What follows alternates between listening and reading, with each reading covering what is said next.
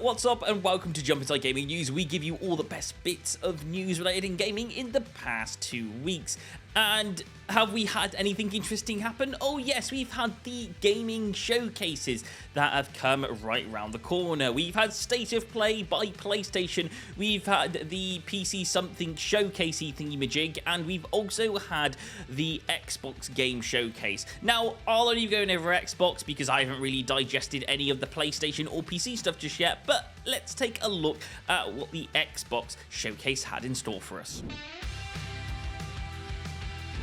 And yes, there was a load of good games and a load of not so good games, depending on your perspective and what you enjoy the most. So I'll tell you what, I'll go over some of the stuff that I really enjoyed from the Xbox Game Showcase. So here are my top 5 games that were announced. The first game on my list is, of course, State of Decay. Absolutely love that. In case you haven't played State of Decay, basically, it's a open world, run around everywhere type of map where you have to shoot zombies. There's not really a story except you need to get a base and you need to collect survivors inside that base to survive.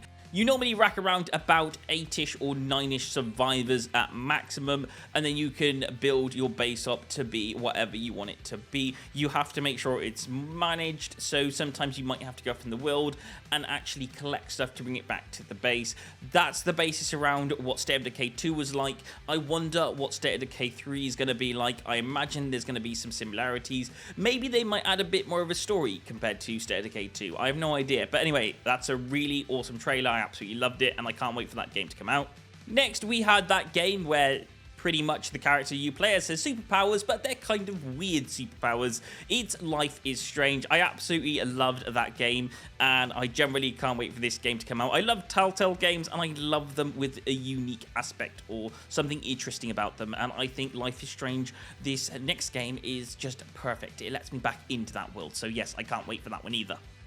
And then letting you back into the realm of dragons, we have the Dragon Age trailer. Now, the trailer itself, I didn't actually like, but the 20-minute gameplay 2 days afterwards, I absolutely loved, and that's the stuff I'm showing on screen right now. And honestly, this is really good. This is something that I'm actually looking forward to, so I can't wait for that to come out at some point this year. Now, I was hoping they were going to do this next one. This one is Gears of War E-Day. They dropped the trailer announcement for that. We don't have dates, but I like the fact that we're going to get E-Day on Gears of War, so that's really exciting. I'm going to be having a playthrough of a lot of Gears of War games in the next year. Now, moving on to the next and last one. And of course, the last one is going to be the game that got it correct for me. It was Fable. They nailed how Fable looks. They got the look of it right. They did us proud. The story, the announcements of the game were in the right direction. The cast was the correct cast. They nailed the casting so far. I really hope that that game nails it, because I would really like to see Fable as a competitor for Game of the Year next year. I'm super excited. They give us a date, which is great, and that's good news. That's going to be coming out next year sometime. So yes, I'm really happy with that.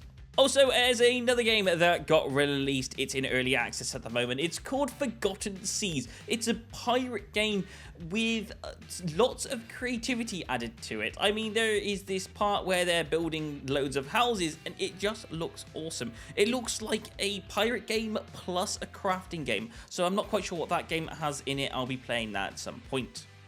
And next we have PlayStation 5. PlayStation 5, every now and again, like to give us their most downloaded game information. And this time we have Sea of Thieves coming at the top. Yes, Sea of Thieves is now the PlayStation 5's most downloaded game. And what's interesting about that is that Sea of Thieves is actually an Xbox Game Studio game, which means Xbox has got a game released on its competitor's platform. Anyway, that's been the news. Thank you so much for watching, and I will see you guys on another Jump Inside Gaming video. Thanks for watching, and goodbye.